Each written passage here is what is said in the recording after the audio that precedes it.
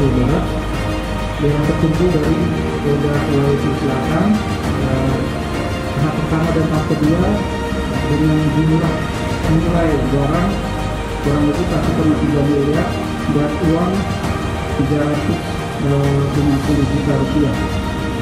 Dan selain itu juga kita berangkatkan juga atau kita sertakan juga bantuan dari PT Polri nilai 50 juta rupiah tahap pertama, yang ini akan dibawa oleh kita ke Sulawesi Barat.